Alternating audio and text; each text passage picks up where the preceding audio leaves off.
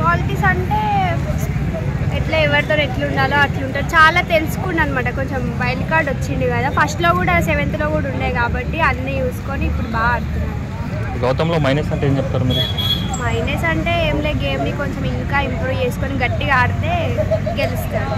Okay అమ్మ, ప్రేరణ game ఎలా అనిపిస్తుంది? ప్రేరణ గేమ్ బాగా ఆడుతుంది చాలా. ప్రేరణ మరి టాప్ 2లో ఉండదు అంటారా? ఉంటుంది. మరి గౌతమ్ ఉంటారన్నారు కదా మీరు? అంటే గౌతమ్ ఉంటారన్నారు కదా? విన్నర్ గౌతమే. నా టాప్ 5 ఉండే అంటే ప్రేరణ ఉంటుంది. 5 మెంబర్స్. ప్రేరణలో గుడ్ క్వాలిటీస్ అంటే ఏం చెప్తారు మీరు? గుడ్ క్వాలిటీస్ అంటే 90 days నుంచి చూస్తున్నారు మీరు ప్రేరణ అని, మీకు అర్థం ఉంటుంది కదా. సో తనలో గుడ్ క్వాలిటీస్ ఏంటి? గుడ్ క్వాలిటీస్ అంటే ఏమున్నా ముఖం మీద చెప్పేస్తారు, తన పాయింట్ని మీద గట్టిగా నిల్చొని మాట్లాడతారు. బ్యాడ్ క్వాలిటీస్ అంటే? బ్యాడ్ క్వాలిటీస్ అంటే ఒకటే వస్తూనే ఉంటుంది అట్లా. ఓకే అమ్మ, కానీ గేమ్ కూడా గట్టిగా మంచిగా ఆడుతుంది. ఓకే. విష్ణుప్రియ గురించి ఏం చెప్తారు మీరు? విష్ణుప్రియ అంటే ఏం లేదు, పృథ్వీతోటి అంత ట్రాప్ గడిపి తన ఇప్పుడు వరకు వచ్చింది అట్లనే అంత. పృథ్వీ వల్ల విష్ణుకి, విష్ణు వల్ల పృథ్వీకి చాలా బెనిఫిట్స్ అయిపోయాయి బయట. ఓకే, ఈ వీక్ రావచ్చు అంటారా విష్ణుప్రియ? హెల్మెట్ అవ్వచ్చు. హెల్మెట్ అవ్వచ్చు అంటారా? ఓకే అమ్మ, విష్ణుప్రియలో బ్యాడ్ క్వాలిటీస్ అంటే ఏం చెప్తారు? బ్యాడ్ క్వాలిటీస్ అంటే అంతే ఏం నచ్చదు, అంతే అన్ని బ్యాడ్. మాకేమంటారు డాన్స్ బాగా వేస్తారు అంతే వీకెండ్లో. గుడ్ క్వాలిటీస్ అంటే డాన్స్ అంతే. బ్యాడ్ అంటే ఏమంత మంచిగా ఉండదు, హౌస్లో అంత నచ్చదు. ఓకే అమ్మ, ఇప్పుడు మన నబిలా సైద్ గురించి ఏం చెప్తారు? నబిల్ బాగా వరంగల్ ఆయన ఎవరికి తెలియకుండా కానీ ఇప్పుడు మంచిగా అందరికీ తెలిసి బాగా ఆడతాడు. కానీ ఇప్పుడు కొంచెం తక్కువైంది గేమ్, కానీ ఫస్ట్ నుంచి చాలా బాగా ఆడుతుంది. నబిల్లో గుడ్ క్వాలిటీస్ అంటే ఏం చెప్తారు? గుడ్ క్వాలిటీస్ అంటే అన్నీ బాగానే ఉంటాయి, ఎట్లనే ఉంటాడు అట్లనే ఉంటాడు. అట్లనే ఒరిజినల్గా ఉంటాడు, జెన్యున్గా ఉంటాడు, మంచిగా ఉంటాడు. కానీ నామినేషన్లో మంచిగా ఇస్తాడు, గట్టిగా ఆహా ఊహు అని అంటాడు. అట్లా బాగుంటుంది. ఓకే అమ్మ, బ్యాడ్ క్వాలిటీస్ అంటే ఏం చెప్తారు నబిలి?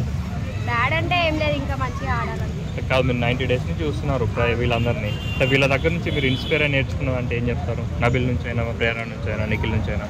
అంటే ఏదైనా గివ్ అప్ ఇవ్వకుండా మంచిగా ఆడి గెలుచుకుని అందరిలో మంచి పేరు తెచ్చుకుని మంచిగా ఉండేలాగా ఉండాలి. అంటే ఎవరున్నారు అలా అంత ఇన్స్పైర్ చేసింది ఎవరు మిమ్మల్ని?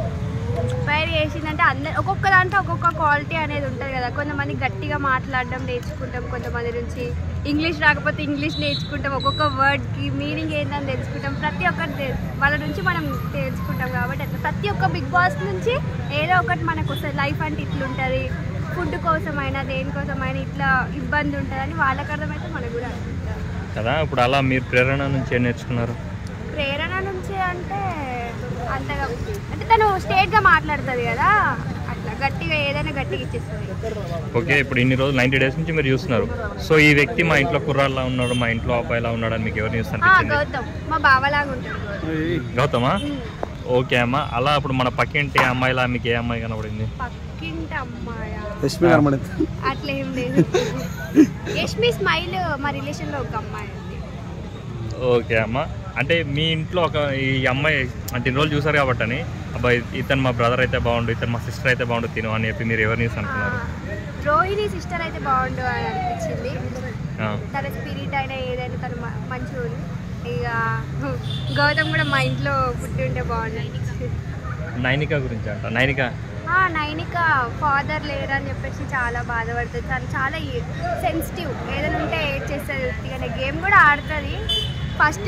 7th లో అయితే ఫస్ట్ వీక్లోనే వెళ్ళిపోయింది వైట్ కార్డ్ వచ్చేసి. చెప్పండి. ఇప్పుడు కూడా ఒక 2 weeks ఉంది అట్లా. సో తన మిస్ అవుతున్నారా మీరు?